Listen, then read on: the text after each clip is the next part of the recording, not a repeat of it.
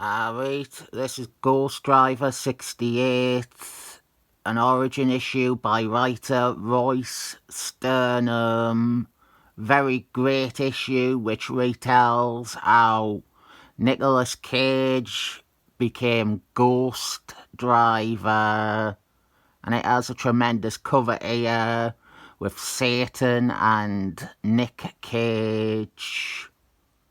If you only ever read one Ghost Driver comic, you best make it this one, because one of the better things about Ghost Driver is his origin.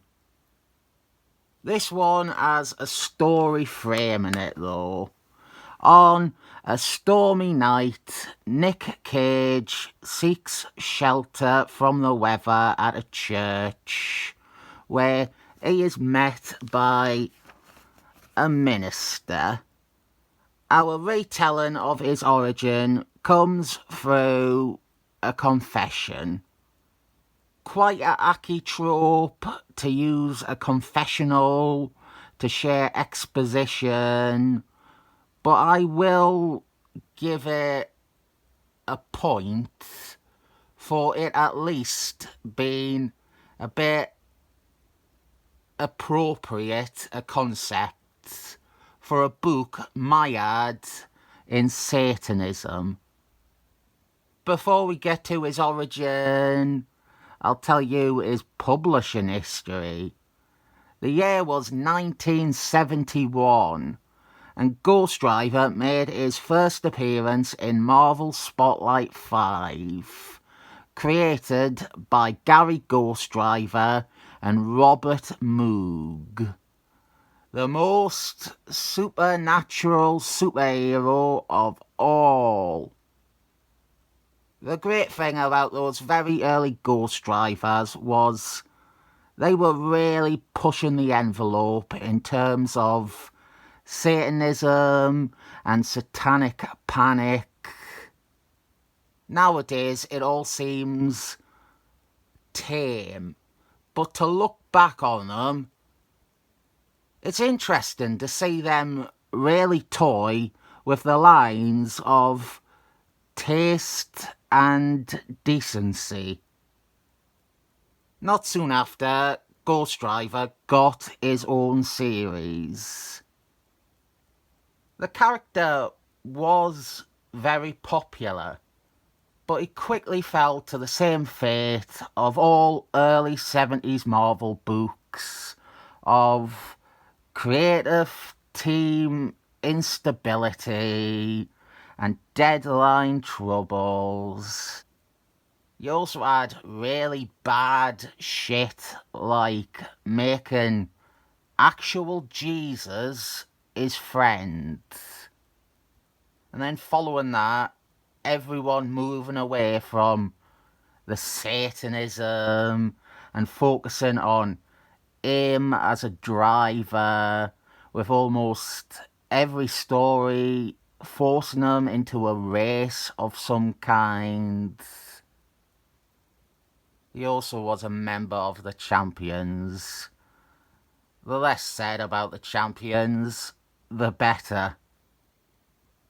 After the first year of Ghost Driver stories, he really ran out of direction. He ran out of gas. There's a pun for you right there. He ran out of gas. And so it is nice to have some issues right at the end of his series like this by a writer like Royce Sternum, who did breathe, or at least try to breathe, some fresh air into his lungs. His backstory is that he was fostered by a circus family, and he became their stunt motor bicyclist. But it was all his motor bicycling that inadvertently caused the death of his foster mother, and he swore off the motor bicycles for the rest of his life. It is actually very, very interesting how closely these panels rigidly follow the same panels from his first appearance. They are new art, but they will make you double check that they are not outright reprinted.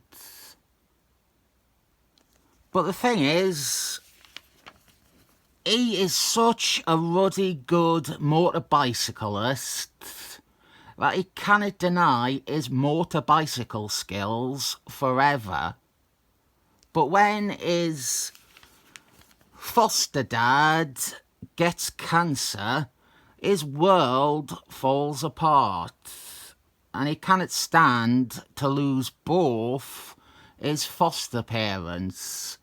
So he performs a satanic ritual to make a deal with the devil. Now, one thing this issue does is reveal, or retcon, or reveal, that the Satan with whom Nicolas Cage sold his soul to is in fact the same Satan from Silver Surfman. This has largely remained canon, but the problem is we constantly have atheist writers at Marvel who refuse to allow Satan to exist even within a fictional setting. So you will have a chunderhead come along and change who this devil or demon is meant to be. They muddy up appearances of Satan or Satans by going, oh no, actually, the demon he met was called Lucifer, rather than let Marvel have the one obvious Satan. I might as well do this now. You might find this laughable, but there is a big debate about who Satan's son's dad is. You know, the character who by design is meant to be the son of Satan. It links into this issue massively, and Ghost Driver in general. Satan's son was introduced in Ghost Driver comics, and the Satan who was his dad was clearly depicted and accepted to be the same Satan who created Ghost Driver. Many of their first stories had Ghost Driver and Satan's son side by side fighting Satan, and this Satan was both who created Ghost Driver and who sired Satan's son. So, by rights, with this retcon here, it means that the Satan from Silver Surfman is Satan's son's dad as well, right? That would be the obvious and most sensible rationalisation. If you have an established character like this who is meant to be representative of Satan, and then you have a character who is meant to be Satan's son, why wouldn't you link the two? In Defenders, Jim Tomatoes and editor Marky Mark G, they established that the Satan from those old Ghost Driver and Satan's Son stories, the Satan from Silver Surfman, and a few other depictions of Satan in Marvel Comics, they were in essence all the same Satan, but different shades of him. I've my problems with that. I think the Silver Surfman one should be the main one, rather than a shade of Satan. But overall, that can work with me. But then came the atheists, and it was said Satan's son's father was not any of the Satans previously shown, but another demon modelled after Satan who isn't actually Satan. No, God forbid, just a random demon who thinks that he is Satan. Except the problem becomes that Ghost Rider is still linked to this Satan, and both characters are meant to share a Satan, and they don't, and they haven't for 30 years now. An enormous fucking glitch in continuity, and nobody cares, and it serves nothing. Actually, I'll talk about this now, might as well.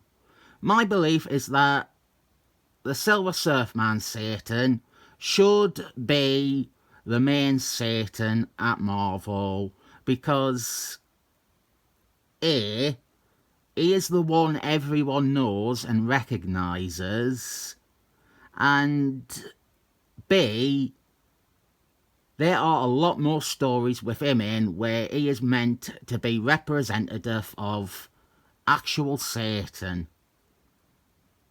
Then, things like Affinity Gauntlets make sense because he is meant to be Satan. That is why he is involved in giant cosmic things. It makes zero sense if he is meant to be a random earth demon who only says he is Satan. So, by my logic, he created Ghost Rider, he sired Satan's son, and he is the default face of Satan in the Marvel Universe. He is also famously tight with Spider-Man. Back to the story. Nicolas Cage sells his soul so that his dad won't die of cancer. But it is Satan, so it has an ironic punishment twist where his dad doesn't die from cancer, but instead dies in a stunt performance. And Nick Cage sold his soul for nothing. Well, he did get an Oscar for Leaving Las Vegas, but that doesn't count. He has been forever bound to a demon that transforms him into Ghost Rider.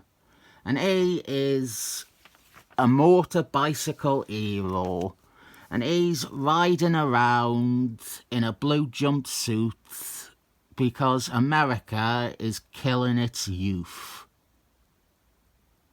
Ghost Rider is a neat visual. It's obvious why he had some appeal. It seems silly now, but there is both a great origin story and a unique design, and plenty of potential for stories within. I am avoiding giving away where the main story goes because I do recommend reading this. I know some people are reluctant to give Ghost Rider a shot because they think he's actually quite fucking lame.